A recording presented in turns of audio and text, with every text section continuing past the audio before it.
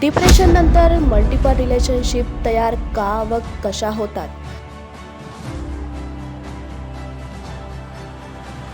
रणवीर यात खरंच विक्टीम आहे का?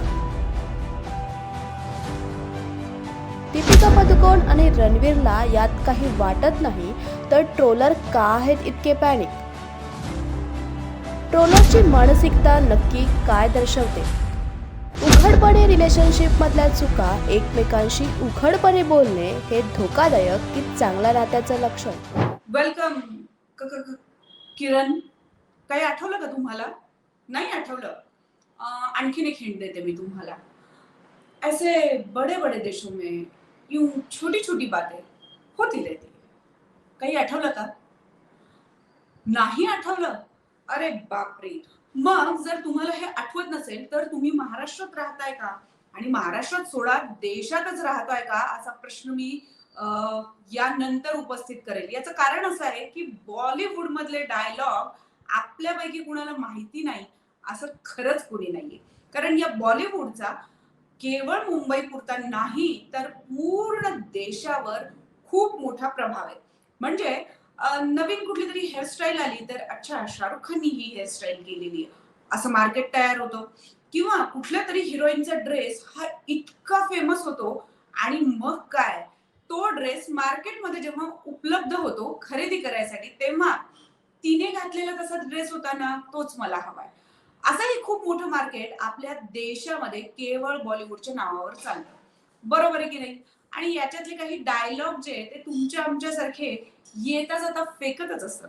सो वी आर सो फिल्मी, इजंट इट? पण आपण फक्त फिल्मी नाही आहोत, तर आपलं मार्केट पण फिल्मी आहे. बरोबर आहे की नाही? पण आज आपण मार्केट किंवा बॉलिवूड याच्याविषयी बोलत नाही आहोत. तर कॉफी विथ करण मध्ये रणवीर आणि दीपिका यांना निमंत्रित केलं होतं. आता तुम्ही म्हणाल कॉफी विथ करणचा शो आपण का डिस्कस करतोय? तर या शोवर दीपिकाने अनेक महत्वाच्या गोष्टी ज्या आहेत त्या बोललेल्या आहेत आणि त्यानंतर सोशल मीडियावरचे ट्रोलर्स जे ते प्रचंड ऍक्टिव्ह झालेले आहेत. पण हे जरी असलं तरी दीपिका नक्की काय म्हटलेली आहे आणि त्यानंतर करणची नक्की रिॲक्शन्स काय होती हे तुम्हाला नक्की बघायला आवडेल. त्याच्यानुसार तुमच्या लक्षात आलं असेल की रणवीर आणि दीपिकामध्ये एक छोटीशी नोकझोक झालेली आहे आणि ही नोकझोक होत असताना दीपिका जी आहे ती रणवीरला सांगती आहे की तिच्या डिप्रेशन मध्ये जेव्हा ती होती त्यावेळेला ती अनेक लोकांना डेट करत होती आणि अनेक लोकांना भेटत होती. अशा पद्धतीची कबुली जी आहे ती दीपिका पदुकोणने या निमित्ताने दिली आहे आणि त्यावर कमेंट करताना रणवीर जे आहे तो सांगतोय की अच्छा, तुला त्यांची नावंही लक्षात नाहीयेत असं तू म्हणतीये, पण पण मला मात्र लक्षात आहे. अशा पद्धतीची एक प्रेमळ नोकझोक जी आहे, अशी तक्रार जी आहे ती रणवीरने इथे केलेली आपल्याला सगळ्यांना दिसून येते. तर एखाद्या रिलेशनशिप मध्ये असताना तुम्ही अशा काही पद्धती किंवा अशा काही नातेसंबंधांवर बोलणं आणि डिप्रेशन नंतर अशी काही गुंतागुंत तयार होते का? आणि सगळ्यात महत्वाचं म्हणजे दीपिका पदुकोणने ज्या पद्धतीची कबुली अगदी पब्लिक मीडियावर दिलेली आहे, तर ती खरंच असू शकते? असे काही सायकोलॉजिकल लोचे आहेत का? तर हे सगळे प्रश्न या निमित्ताने आम्हाला पडलेले आहेत. पण या प्रश्नांची उत्तरं आपण योग्य माणसांकडनं शोधली पाहिजे. बरोबर आहे की नाही? तर मॅक्स महाराष्ट्र या सगळ्यावर विश्वास ठेवतात आणि त्यामुळेच आपण या सगळ्यावर केवळ सोशल मीडियातल्या चर्चा नाही, तर एक्सपर्ट कडनं याची कमेंट घेणार आहोत आणि त्यासाठीच मी निमंत्रित करते डॉक्टर राजेंद्र बर्वे यांना. नमस्कार सर, स्वागत आहे तुमचं मॅक्स नमस्कार. महाराष्ट्रमध्ये. नमस्कार. येस. आत्ताच आत्ताच तुम्ही ही जी क्लिप पाहिलेली आहे, तर मला असं वाटतं की असे कदाचित अनेक केसेस जे आहेत ते तुम्ही हँडल केलेल्या असतील. सर मानसोपचार तज्ञ तर आहेतच आहेत, पण या बरोबरीनं खास करून रिलेशनशिप्स कशा हाताळाव्यात याच्यावर सरांचा हातखंडा आहे असं म्हणायला अगदीच हरकत नाहीये. सर मी थेट प्रश्नाकडेच येते. या शो मध्ये दीपिकाने एक अतिशय महत्वाची गोष्ट सांगितलेली आहे आणि ती म्हणजे डिप्रेशन. या डिप्रेशन बद्दल ती बरंच काही बोलतीये, पण हे सगळं बोलत असताना तिने जाहीरपणे आपल्या नात्यामधल्या मल्टी पार्टनर विषयी सांगते आणि हे सांगताना ती असं म्हणते की डिप्रेशन नंतर बाहेर येताना मी अनेक जणांना भेटत होते, अनेक जणांना डेट करत होते, पण त्यांची नावं माझ्या आता लक्षातही नाही. तर मुळात डिप्रेशन नंतर खरंच अशा पद्धतीची काही स्टेजेस येतात का? आणि अशा पद्धतीचे मल्टी रिलेशनशिप तयार होतात का? आणि त्याच्यासाठी फक्त डिप्रेशन इतकं रिझन कारणीभूत आहे का? प्रियदर्शिनी, तू ओळख करून देताना जी 2-3 वाक्य म्हणालीस की किरण अशी, तर खरं म्हणजे म्हणजे हा मी फार थिल्लरपणा करतोय मी पण, की खरं म्हणजे इकडे हा डायलॉग असायला पाहिजे होता, कितने आदमी थे. शोले मधला. अपार्ट फ्रॉम दॅट, खरं म्हणजे this is being very cruel on my part. Deepika suffered so much आणि आपण चेष्टा मस्करी करतोय, पण आपण एक लाइटर मूड मध्ये आपण बोलतो आहोत, पण खूप सिरियस विषय आहे हा. आणि मला पहिली गोष्ट म्हणजे मी तो इंटरव्ह्यू तेव्हाही ऐकला होता आणि आज तुम्ही विचारल्यानंतर मी परत एकदा ऐकला आणि इतका मॅच्युअरली दीपिका बोललेली आहे, इतकं समजदारी आहे तिच्या बोलण्यामध्ये, तिच्या आईच्या बोलण्यामध्ये, आणि डॉक्टर श्याम आणि त्यांची जी मैत्रीण आहे त्यांच्यामध्ये. फक्त तिची मध्ये मध्ये बोलणारी इंटरव्ह्युअरची होती, तिने थोडेसे लेसन्स घ्यायला पाहिजेत असं मला वाटतं, की तुम्ही सिरियस प्रश्न विचारताना थिल्लरपणा करू नये. तर एनिवे तसं आपण करत नाही आहोत. त्यामुळे मला वाटतं की डिप्रेशन हे काय आहे आधी समजून घेऊया आणि मग रिलेशनशिप आणि डिप्रेशन मध्ये काय इश्यूज होऊ शकतात हे आपल्या लक्षात येईल. पहिली गोष्ट म्हणजे दीपिका म्हणाली, इतकं स्वच्छ म्हणाली की मी सॅड नव्हते, मी डिप्रेस्ड होते. दिस वॉज अ क्लिनिकल डिप्रेशन. म्हणजे जेव्हा आपल्या मेंदूतली जीवरसायनं जशी आपल्याला पाहिजे तशी काम करत नसतात, त्यांचा समतोल बिघडलेला असतो, ज्या प्रकारे ते प्रोसेस करत असतात ते बिघडलेलं असतं. त्यामुळे ज्या गोष्टी सहजपणे घडत असतात त्याला खूप कष्ट करावे लागतात. म्हणजे आणि हे करता करता आपण एक्झॉस्ट होतो, थकून जातो आणि जीवनाचा उत्साह संपतो. अशा अवस्थेमध्ये आपल्याला डॉक्टर श्यामने पण सांगितले त्याप्रमाणे जी क्लॅरिटी पाहिजे असते ना, प्रियदर्शनी हा शब्द खूप महत्वाचा आहे. क्लॅरिटी पाहिजे असते, ते कशामध्ये पाहिजे असते? तर 2 गोष्टी लक्षात घ्यायला पाहिजेत आपण.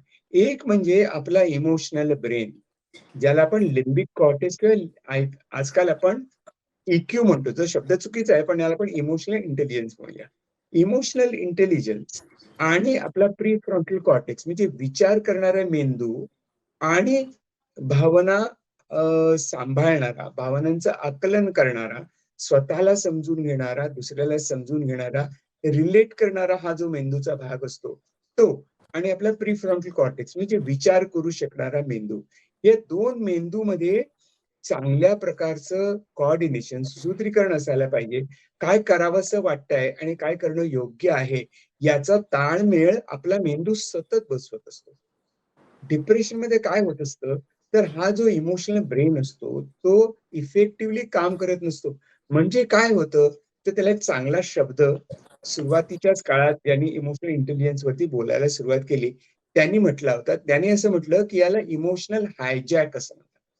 म्हणजे या भावना, नकारात्मक भावना, उदास वाटणे, रडू कोसळणे, कशातही इंटरेस्ट न वाटणे, खावंसं न वाटणे, मूड सारखे चेंज होत राहणे, डायनल व्हेरिएशन, सकाळी अगदी मंदपणा, संध्याकाळी परत मंदपणा, दिवसभरात कसं तरी वाटणं, हे सगळं करत असताना आपल्या प्रीफ्रंटल कॉर्टेक्स काय गहाण टाकलेला नसतो. तो मधनं आपल्याला गाईड करत असतो, म्हणून आपण आपली कामं उरकण्याचा प्रयत्न करत असतो. परंतु कधी-कधी आपल्या मनातली या भावना एवढ्या तीव्र होतात, की आत्ताचा शब्द मी इतने हावी हो जाते हैं, की खुद को नहीं समझता कि मैं क्या कर रहा हूं. आता हे होणं आणि यामुळे जी जवळकीचे रिलेशनशिप असतात, ते अगदी कुटुंब सुद्धा, आपल्या जवळचे मित्र-मैत्रिणी सुद्धा, आपले प्रियकर प्रेयसी असतील, नाहीतर आपले स्पाऊस असतील, यांच्या पण मनाचा गोंधळ होतो, की अरे सकाळी तर अशी होती, आता तर अशी आहे, काल तर म्हणत होता, चिडचिड करत होता, आज खूपच शांत आहे. असं आपल्याला एक पिक्चर दिसायला लागतं. आणि ते त्या व्यक्तीला पण आणि घरातल्या व्यक्तींना पण खूप मानसिक ताण निर्माण करत असतं.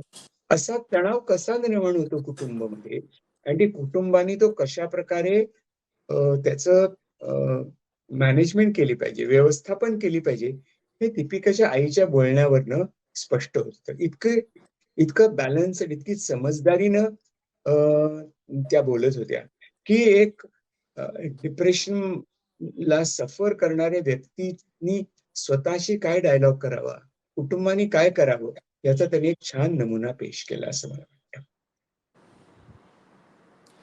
अगदीच पण याच्यामध्ये बऱ्याचदा आपल्याला असं दिसून येतंय, की अ, ज्या पद्धतीनं दीपिका सांगतीये म्हणजे ज्या इझीनेसनं ती आत्ता सांगतीये, कदाचित हो. त्यावेळेला डेफिनेटली ती त्या स्टेजेस नसणार आहेत.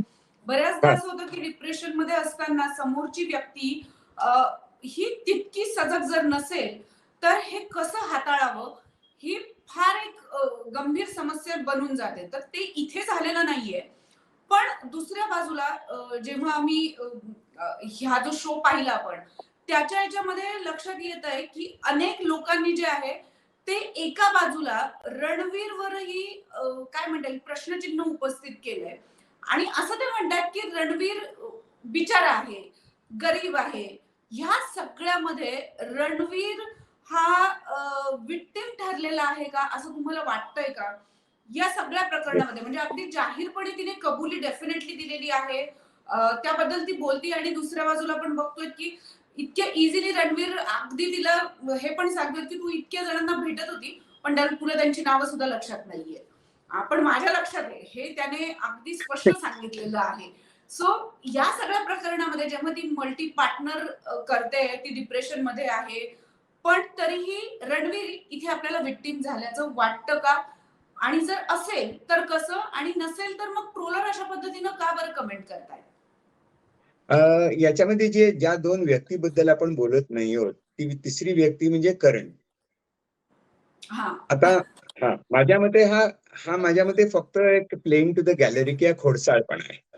म्हणजे ह्यातलं खरं किती आणि किती स्टेज केलं आपल्याला माहिती नाही. हे पहिली गोष्ट. बरोबर. म्हणजे किती अगदी. क्राफ्टेड आहे आणि किती ओरिजिनल आहे आपल्याला माहिती नाही. त्यामुळे आपण रणवीर आणि दीपिका यांना चांगलं एक नांदा सौख्य भरे वगैरे असं आपण म्हणूया, आशीर्वाद देऊया. पण हा खोडसाळपणा पण आपण बाजूला ठेवूया आणि आपण असं म्हणूया, की असं घडतं. या घडण्यामागची प्रक्रिया काय असते?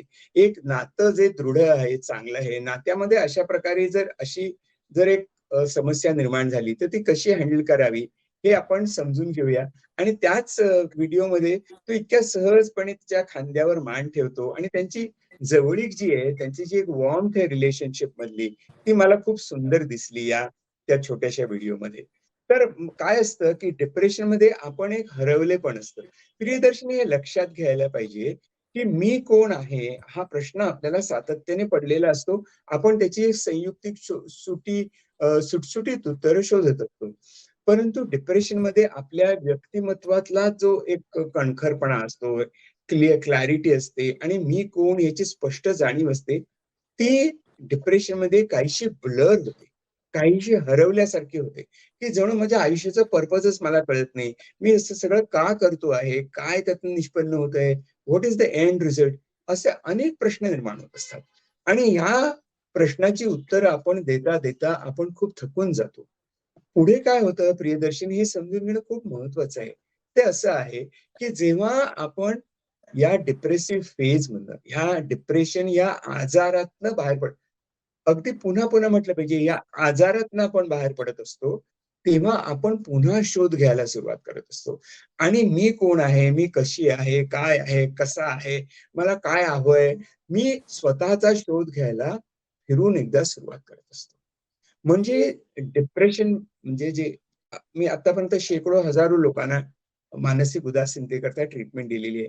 ते जेव्हा रिकव्हर होत असतात ना, तेव्हा त्यांच्याशी संवाद चालू ठेवणं खूप महत्वाचं असतं. कारण कधी-कधी असं होतं, की आपण त्या डिप्रेस्ड अवस्थेत असताना आपल्याला हेही कळत नाही, की आपण कसे वागलेलो आहोत. जेव्हा आपल्याला समज येते, तेव्हा कळतं, की अरे मी किती रडत होते, किती मी चिड केली, किती मी अस्वस्थ होतो, किती मी लोकांच्यापासून दुरावलेला होतो. आणि मग त्याच्यामुळे मला वाटायला लागतं, की पुन्हा अपराधीपणाची भावना निर्माण होते. त्यामुळे ही सगळी जी ना हँड होल्डिंग खूप महत्वाचं असतं.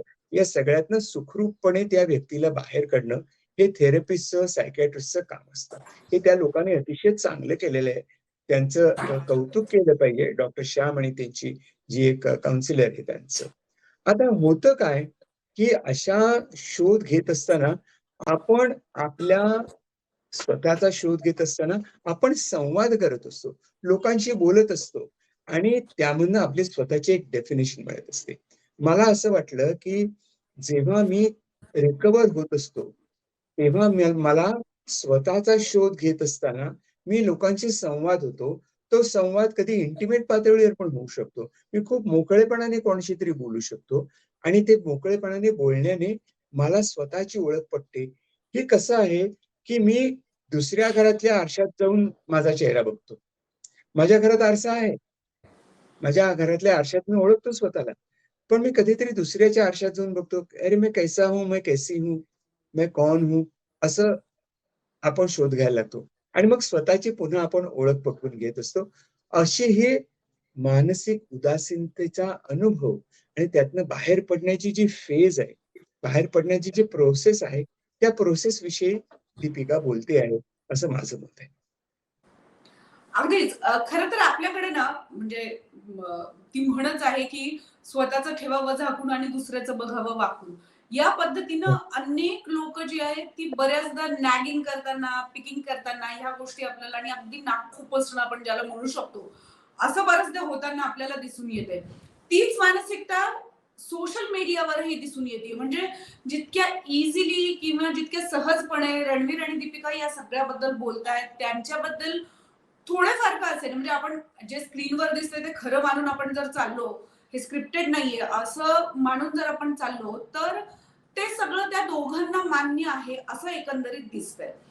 पण हे हं. होत असतानाही दुसऱ्या बाजूला ट्रोलर्स मात्र खूप मोठ्या प्रमाणावर या सगळ्यावर भाष्य करताना दिसतायत. म्हणजे एका बाजूला रणवीर विक्टिम आहे का या सगळ्याचा? हा किती बिचारा आहे? किंवा दीपिकाने असं काही पद्धतीनं वागायला नको होतं. आणि एक प्रकारचं मॉरल पोलिसिंग आपल्याला आपण ज्याला म्हणतो तसं कुठेतरी हे सगळे ट्रोलर्स करताना दिसतायत. मग मला हा प्रश्न पडतो, की दीपिकाला हे मान्य आहे, रणवीरला हे मान्य आहे. मग ट्रोलर्स इतके पॅनिक का आहेत? ट्रोलर्सची मानसिकता यामागची नक्की काय आहे?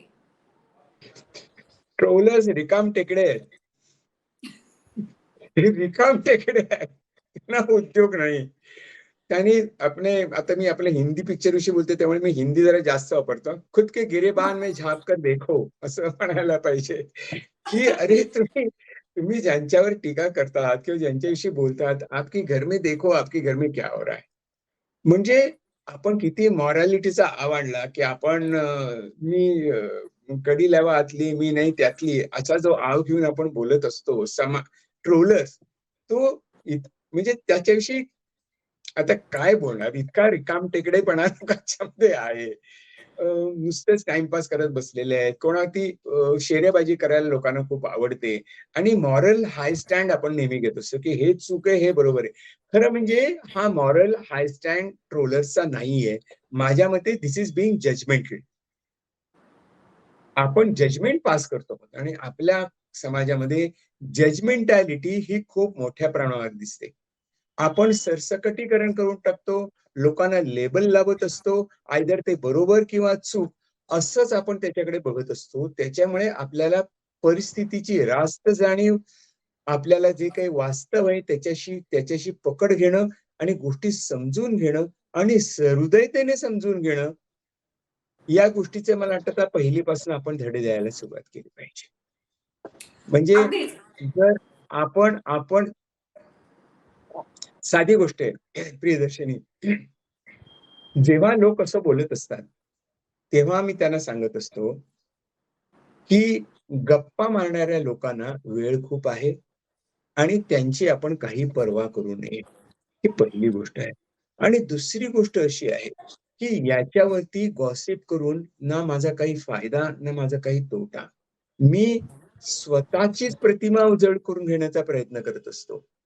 ही ट्रोलर्सची मानसिकता आहे, की मी कसा मॉरली करेक्ट आहे, मी कसा संस्कृती संरक्षक आहे, किंवा मी कसं चूक आणि बरोबर हे ठरवू शकतो, असा आपण समज करून घेतलेला असतो.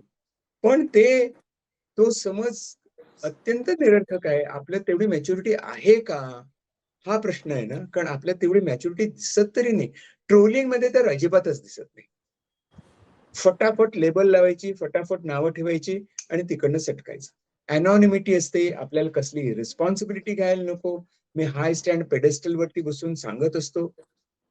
याला काही अर्थ आहे असं मला वाटत नाही. मला नाही असं वाटतं की दीपिका आणि रणवीर हे मॅच्युअर माणसं आहेत, समजदार आहेत. दीपिका तर या सगळ्या अनुभवातनं गेल्यानंतर आपण कसं म्हणतो की सोनं झळाळतं, तसं मला तिचं व्यक्तिमत्व आजकाल दिसतं. किती चकाकी येते सोनाल्याला, तशी तिच्यामध्ये तिच्या व्यक्तिमत्वाला आलेली असणार असा माझा अंदाज आहे.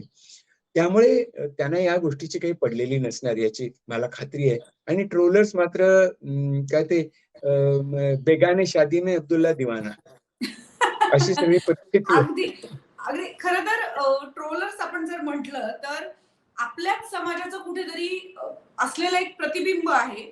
एका वर्गाचं ते प्रतिनिधित्व करतात असंही म्हणायला हरकत नाही. या ट्रोलर्सची मानसिकता जी आहे ती मला असं वाटतं आपण ती समजून घेतली पाहिजे. यावर ज्या पद्धतीनं ते कमेंट करताहेत किंवा मॉरल पोलिसिंग करतायत, तर हा मॉरल पोलिसिंग करण्याचा अधिकार तुम्हाला तेव्हाच येतो जेव्हा तुम्ही या सगळ्या मानसिकतेबद्दल ऍक्च्युअली जाणून घेतात. म्हणजे जसं आपण आज डॉक्टरांकडनं जाणून घेतोय की नक्की हे असं होऊ शकतं का, की हे स्क्रिप्टेड आहे. या मागची भूमिका जी आहे ती समजावून घेऊन मग त्याच्या याच्यावर बोलणं ही गोष्ट वेगळी आणि अगदीच सहज काहीतरी चाललेलं आहे आणि त्याच्या याच्यावर बसल्या बसल्या मला 1.5 GB फ्री आहे म्हणून मी पटकन बोलणं ही अतिशय वेगळी. त्यामुळे ही मानसिकता जी आहे तीही मला असं वाटतं घातक आहे. सर मी प्रियदर्शिनी, मी एक मागे पण कुठच्या ते एका अशाच स्वरूपाच्या एका प्रोग्राम मध्ये मी म्हटलं होतं की आपल्या समाजाची 2 लक्षणं मला दिसतात आणि ती 2 लक्षणं एकाच प्रकारची आहेत. म्हणजे आपण बघा आपले रस्ते आपण किती रंगवले, किती छान ठेवले, किती काय चित्र लावली, काहीही केलं. आता इतकी सुंदर चित्र शाळांच्या भिंतीवर काढलेली दिसतात मला आजकाल. परंतु सगळ्यावरती थुंकणाऱ्या माणसांची रंगरंगोटी असतेच. पान खाऊन थुंकणे, इकडे तिकडे थुंकणे, हा आपल्या समाजाचं एक वैशिष्ट्य झालेलं आहे. मग तो रिक्षावाला असो, टॅक्सीवाला असो की मर्सिडीज बेन्झचा माणूस असो, तो रस्त्यावर थुंकत असतो. हा आपल्याला नको असलेली गोष्ट आपण चुकून टाकतो. ती पब्लिक स्पेस मध्ये आहे आणि हे करणं चुकीचं आहे. याने अनारोग्य आपल्या समाजाचं होत असतं की ट्युबरक्युलोसिस सारखा रोग हा आपल्या देशामध्ये थुंकणाऱ्या माणसांपासून पसरत असतो. हे कानी कपाळी ओढून लोक सांगत आहेत, तरी आपल्या काही थुंकण्याच्या सवयी जात नाहीत. मी इतकं थुंकण्यावर काय बोलतोय, कारण हे रस्त्यावरती थुंकणारी माणसं आणि ट्रोलर्स हे यांच्यामध्ये आपल्या मला एका काहीही फरक मानसिकतेची दिसत दिसते. नाही. अगदी तेच त्यांची तीच मानसिकता एक तीच असल्याचं आपल्याला मनोवृत्ती खरं आहे. तर दिसून येतंय. पब्लिक स्पेस मध्ये तुम्ही थुंकता, इथे पब्लिक व्हर्च्युअल स्पेस मध्ये तुम्ही थुंकत आहात आणि त्याच्यामुळे तुमचं शारीरिक आरोग्य बिघडतं, इकडे मानसिक आरोग्य बिघडतं. अगदी अगदी आपल्या खूपशा लोकांना हे आवडणार नाहीत, पण खरं सांगितलं पाहिजे ना. अगदी आपणच नाहीतर बोलू कशाला शकतो आणि हे चष्मा कशाला लावायचा. एक्झॅक्टली. ह्या सगळ्याच्या याच्यावर मला या निमित्ताने बऱ्याचदा खरं तर रिलेशनशिप आणि या सगळ्यावर खूप चर्चा होतात. याचं येलोइझमही खूप मोठ्या प्रमाणावर होताना आपल्याला दिसून येतंय. पण नात्यांमधला हा संवाद जो आहे, जो एका बाजूला मॉरल पोलिसिंग, दुसऱ्या बाजूला कुटुंब, ह्या सगळ्यांच्या पलीकडे जाऊन जेव्हा दीपिका इतक्या सहजतेनं सांगते आणि तितक्याच सहजतेनं रणवीर ते स्वीकारतो, तर ही एक म्हणजे काय म्हणता येईल याला आपण एक चांगलं लक्षण म्हणूया. नात्यांमधलं एक उत्तम लक्षण की उघडपणे रिलेशनशिप मधल्या चुका ज्या आहेत त्या एकमेकांशी बोलणं हे एक चांगलं लक्षण आहे की आपली समाज म्हणूया तो एका बाजूला धोकादायक वळणाकडे चाललाय असं समजूया. म्हणजे नक्की हे कशाचं लक्षण आहे असं तुम्हाला वाटतं सर? मला काय वाटतं की असा मोकळेपणा आणि इतका मनाचा मोठेपणा म्हणत नाही मी, इतकी मनाची परिपक्वता जेव्हा असेल तेव्हा आपण या गोष्टीशी पती पत्नी किंवा प्रियकर प्रेयसी किंवा जे कोणी जवळकीच्या नात्यातले असलेली माणसं, मी ते असा मोकळेपणा फक्त मॅरिड कपल मध्येच बघतो असं नाही. दोन चांगले मित्र असतील, मैत्रिणी असतील, मित्रमैत्रीण असतील, प्रियकर प्रेयसी असतील, कोणतेही नातं जे मॅच्युअर होत असतं, जे परिपक्व होत असतं, त्याच्यामध्ये समोरच्या व्यक्तीला जसा आहेस तसा स्वीकारणं हे खूप महत्वाचं आहे. परंतु कसं आहे, प्रियदर्शनी हे लक्षात ठेवलं पाहिजे, की या पातळीपर्यंत येऊन पोहोचणं आणि मोकळेपणाने संवाद करणं, आपल्या मनातले विचार व्यक्त करणं, सांगणं, याच्याकरता जी एक समजदारीची पातळी असते, मोकळेपणा असतो. नॉन मॅरिड म्हणजे ते जे ट्रोल करतायत ते अशा प्रकारचा मॅच्युअर रिलेशनशिप कधीच डेव्हलप करू शकणार नाही, तसं मला वाटतं. हे स्पष्ट सांगितलं पाहिजे. दीपिका आणि रणवीरनी जी मॅच्युरिटी दाखवली, परिपक्वता दाखवली, ती आपल्या ट्रोलर्स मध्ये अजिबात नाहीये. आपल्या ट्रोलर्स मध्ये ते धोकादायकच ठरणारी गोष्ट आहे ती. कारण असं मोकळेपणाने एखादा मित्र आपल्या मैत्रिणीशी बोलला, नवरा आपल्या बायकोशी बोलला, बायको नवऱ्याशी बोलली, तर ते लाईटली घेतलं जाईल असं मला वाटत नाही. इतपत आपला समाज समजदार झालेला आहे असं वाटत नाही, या ट्रोलर्स मधनं हे लक्षात येतं. त्यामुळे या गोष्टी अधिक समजदारीनं केल्या पाहिजेत. त्यांनी अधिक एकमेकांना जवळ जाण्याची प्रोसेस म्हणून ती केली पाहिजे. नाहीतर आजकाल माझ्याकडे अनेक तरुण तरुणी जोडपी येत असतात. त्यांच्यामधला विसंवाद, प्रियदर्शिनी, त्यांच्यामधला विसंवादाची सुरुवात कुठे होते? तर तुझ्या व्हॉट्सअपवरती हा कोण आणि ही कोण? त्यांचा काय संबंध? कालच माझ्याकडे अगदी वयोवृद्ध जोडपं आलं होतं. 50 वर्ष झाली शाळा सोडून, आणि मग तिथे 50 वर्ष झाल्यानंतर एकमेकांची मैत्री, मित्रमैत्रिणी कशा होत्या याच्यावरनं काय चिडवणं झालं आणि ते कुटुंब तुटायची वेळ आली. म्हणजे या गोष्टीची मॅच्युरिटी, या गोष्टीची परिपक्वता आपल्याकडे वयाप्रमाणे येते असं नाही, तरुणामध्ये पण असते असं नाही. त्यामुळे खूप केस वरती अवलंबून आहे. प्रत्येक नातेसंबंधातली आपली किती डेप्थ आहे, किती मोकळेपणा आहे आणि दुसऱ्या व्यक्तीमध्ये किती मोकळेपणा आहे, हे स्वीकारलं पाहिजे. एकच मंत्र देतो मी याला, की आपण दुसऱ्या व्यक्तीशी जवळीक असते, आपली नातं असतं आपलं. त्या नात्यामध्ये लॉंग टर्म इश्यू आहे, की आपण आपण काय सुखदुःखात आपण एकमेकांना साथ करत असतो. त्याच्यामधली पहिली स्टेप काय आहे, तर याला सायकोलॉजिकल भाषेमध्ये रॅडिकल ऍक्सेप्टन्स असं म्हणतात. आपल्याकडे ऍक्सेप्टन्स शब्द पण माहिती नाही, त्यामुळे रॅडिकल ऍक्सेप्टन्स म्हणजे एव्हरेस्ट झालेलं आहे ते. रॅडिकल ऍक्सेप्टन्स पाहिजे. तू आहेस तसा, तू आहेस तशी, मी स्वीकारतो.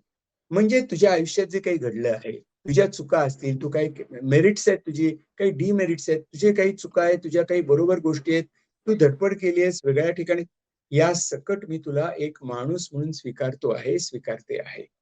आणि त्याच्याकरता तू तुझ्या मनामध्ये खंत ठेवलीस, अपराधीपणाची भावना ठेवलीस, लपवण्याची भावना ठेवलीस, तर ते आपल्या रिलेशनशिपला अधिक पुढे नेणारं नाही. ही गोष्ट समजली पाहिजे आपल्या समाजामध्ये. अजूनही आपण पत्रिका, 7.5 ग्रह या सगळ्या गोष्टींच्या इतके मागे लागलेले असतो, की अरे एकमेकांशी मोकळेपणाने बोला. आणि जे लग्न करू इच्छितात अशा लोकांना मी सांगतो, की भडाभडा माझ्या मनातलं सगळं मी सांगून टाकलं बरं का त्याला. असं करू नका. कारण ती व्यक्ती कशी आहे माहिती नाही आपल्याला. तुम्ही भले सांगितलं, पण त्याने कसं ऐकलं, तुम्ही कसं ऍक्सेप्टन्स ऐकलं, तो पण पाहिजे, ऍक्सेप्टन्स आहे की ऍक्सेप्टन्स नाही, पण पाहिजे. असं असं हे वाटण्याच्या आधीच खूप जोडपी अशी येतात. मी त्याला सगळं सांगून टाकलं, की पूर्वी माझा 10वीत असताना एक मित्र होता आणि या माणसाची सटकली. त्या रणवीर सिंगच्या पिक्चर मध्ये तसं आता माझी सटकली, ते आता माझी सटकली होतं. आणि मग खराब होऊन जातं तुमचं आयुष्य. त्यामुळे हा बरोबर. फिल्मी डायलॉग मधनं आपण काहीतरी शिकूया. आता अगदीच. माझी सटकली असं आपल्याला वेळ येता कामा नये. खरं तर हे कोरोना नंतर बऱ्याच जणांची बऱ्याच वेगवेगळ्या कारणांनी सटकलेली आपल्याला सगळ्यांना बघायला मिळते. कारण मला असं वाटतं की लहान कोरोनाच्या आधी मुलांची आपण जास्त, लहान मुलांची जास्त, अगदी छोट्या छोट्या कोरोनाच्या आधी मुलांची आपण आता माझी सटकली. कोरोनाच्या बोल, आधी सॉरी, कधीही बोल. आपण मेंटल हेल्थ बाबत फार बोललेलो मला असं वाटतं की दिसत नव्हतं आपल्या आजूबाजूला. कोरोना नंतर मात्र मेंटल हेल्थ संदर्भात का होईल थोडाफार का होईना पण अवेअरनेस झालेला आपल्याला दिसतोय. पण हा नक्की, नक्की. अवेअरनेस आणि या निमित्ताने म्हणजे जेव्हा बॉलिवूड स्टार्स बोलतात तेव्हा बऱ्याच गोष्टींचा अवेअरनेस इझी होऊन जातो. तर या मेंटल हेल्थच्या निमित्ताने मुळात आता सामान्य नागरिकांनी या मेंटल हेल्थकडे कसं पाहिलं पाहिजे? कारण आपण आता त्या ट्रान्झॅक्शन मोडमध्ये आहोत की आपण इकडून इकडे जाणार आहोत. तर हा एक्सेप्टन्स फ्रॅक्शन ऑफ सेकंडमध्ये आपल्याकडे येणार नाहीये. तर हे करण्यासाठी म्हणजे ही प्रोसेस स्मूथ व्हावी, तो मेंटल हेल्थ चा जो काही कार्यक्रम आहे असं आपण म्हणूया किंवा मेंटल हेल्थ संदर्भातल्या काही गोष्टी आहेत ज्या स्वीकारणं आहे किंवा आपल्यालाही त्या प्रोसेस मधनं जाणं. बऱ्याचदा आपणही त्यामध्ये जातो तर आपण बोलू शकत नाही, सांगू शकत नाही. हे सगळं होत असताना आता लोकांनी नक्की काय केलं पाहिजे असं तुम्हाला वाटतं सर?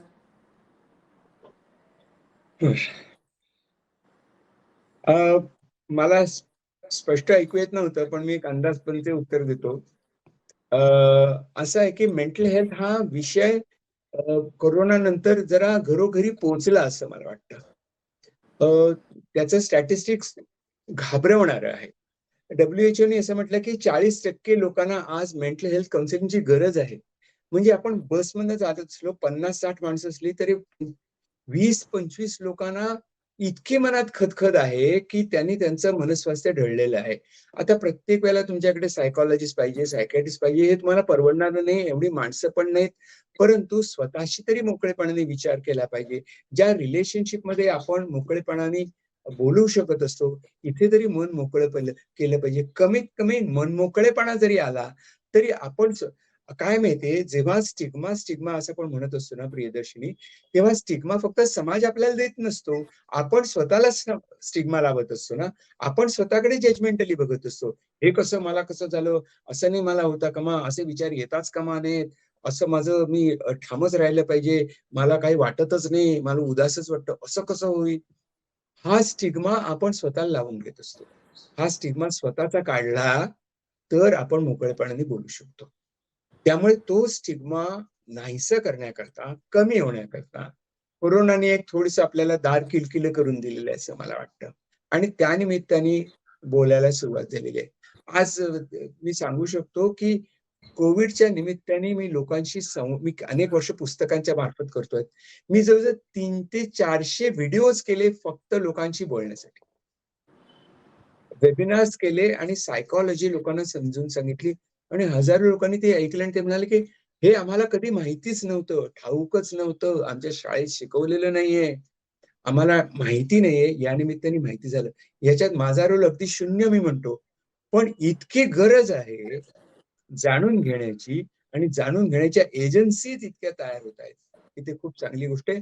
आज आपण जो संवाद करतो आहोत त्या संवादाच्या मार्फत सुद्धा काही लोकांच्या मनामध्ये एक समजायची जरी एक छोटीशी खिडकी उघडली तरी सुद्धा आपण हा जो आपण बोलतो तितके वेळ ते सार्थकी लागलं असं मला वाटतं.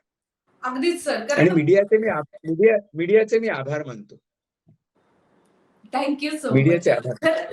खरं तर सर मुळात महत्वाचं काय असतं तर एकच आयुष्य सगळ्यांना मिळालेलं आहे. हे आयुष्य आपलं आयुष्य जगत असताना इतरांचं आयुष्यही कसं सुंदर होईल हे जर पाहिलं तर मला असं वाटतं आनंद हा सगळीकडे पसरू शकतो. मग याच्यामध्ये मॉरल पोलिसिंग थोडंसं लांब ठेवून मुळात आपल्या भावना, समोरच्याच्या भावना ह्या नक्की काय आहेत यावर जर थोडंसं डोकं शांत ठेवून आपण विचार करू शकलो तरी बऱ्याचशा गोष्टी सहज आणि सोप्या होऊ शकतात.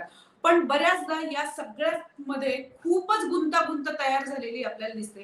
हो सर. एकच मुद्दा, माणसं म्हणून आपल्याला डिवाइड करायला सगळं जग टपलेलं आहे. सगळं जग टपलेलं आहे. मग ते कोणत्याही पातळीवर असेल. परंतु माणूस म्हणून दुःख, निराशा, वाईट वाटणं, उदास वाटणं, आनंद वाटणं, प्रेम वाटणं, या सगळ्या भावना मानवी समाजामध्ये 100% सारख्या आहेत. There is no division. There is no division. Love is love. प्रेम हे प्रेम असतं. प्रेमाची उलटी बाजू राग असू शकते, लोभ असू शकतो, काही असू शकतं, परंतु मानवाच्या भावना सगळीकडे सारख्या आहेत. एक गोष्ट अशी, 2 लाख वर्ष माणसाचा मेंदू बदललेला नाही. फक्त मोबाईल आणि कारचे नवीन मॉडेल येतात, मेंदूचं नवीन मॉडेल मेंदूचं आलेलं वर्जन नाही, नाही. अपडेट पण नाहीये. वर्षन नाही. आपण थोडं अपडेट करू शकतो, पण वर्षन अगदी नवं मॉडेल नाही, अजिबात नाही. जुनंच अगदी मॉडेल वापरायचं आणि ते अधिक चांगलं वापरता येईल. अतिशय महत्वाच्या मुद्द्यावर मला असं वाटतं राजेंद्र सर तुम्ही महत्वाचे म्हणून आम्हाला बरेच इनपुट्स दिलेले आहेत. कारण जगणं मुळात आनंदी कसं करावं हाही एक महत्वाचा प्रश्न दीपिका आणि रणवीरच्या निमित्ताने आपण चर्चिलेला आहे. अ, ही चर्चा जी आहे ती खरंच खूप फ्रुटफुल ठरलेली आहे आणि त्याच्यात एकच महत्वाचं कारण आहे जे राजेंद्र सरांनी सांगितलं की या निमित्ताने का होईना पण मुळात आपण माणसं आहोत आणि काही भावना या आपल्यामध्ये सहज ओघवत्या आहेत. त्यामुळे त्या येणारच आहेत हे एक्सेप्ट करून मग आपण पुढच्या गोष्टींवर जर विचार केला तर हे सगळं खूप सुरळीत आणि सोपं होऊ शकतं. त्यामध्ये मॉरल पॉलिसिंग, जात, धर्म, पंथ ह्या गोष्टी आणून बऱ्याचदा आपण त्यापासून माणसापासून लांब माणसाला नेतो. तर त्या कशा टाळता येईल हे नक्की बघूया आणि thank you so much Rajendra sir तुम्ही इथे आलात आणि आमच्याशी चर्चा केली. जावेदच्या एक छोट्याशा लाईननी मला असं वाटतं की आपण आज आपली सुरुवात जी आहे ती आपण बॉलिवूड स्टाईलनी केली आहे तर एंड पण आपण बॉलिवूड स्टाईलनीच करूया. ज्या एक सुंदर लाईन आहे की अगर चलती हवाओं से आप खुश होते हो तो आप जिंदा हो. तो आप देखिए आप जिंदा है भी या नहीं है. तो आप खुश हो सकते हो, आप नाराज हो सकते हो. याच नोटवर बघून घ्या जरा बाहेरची हवा जर तुम्हाला लागली असेल जिंदगी आणि एक तुम्ही सफर है सुहाना. जिंदगी एक सफर है सुहाना. अगदीच आणि हा सफर किती छान तुम्हाला सुहाना करता आला आणि याच्यामध्ये आमचं काही कॉन्ट्रीब्युशन आहे की नाही तेही सांगायला विसरू नका आणि कमेंट बॉक्समध्ये हा व्हिडिओ तुम्हाला कसा वाटला हेही आम्हाला सांगा कारण ते आम्हाला टू वे प्रोसेस मध्ये करायचं आहे आणि अर्थात परत पुन्हा सांगेल की बाहेर जाऊन जरा एक मस्त हवा हवा खाऊन या आणि ती हवा तुम्हाला आनंद देणारी आहे की नाही हेही सांगा. तुर्तास आपण इथेच थांबूया. Thank you sir.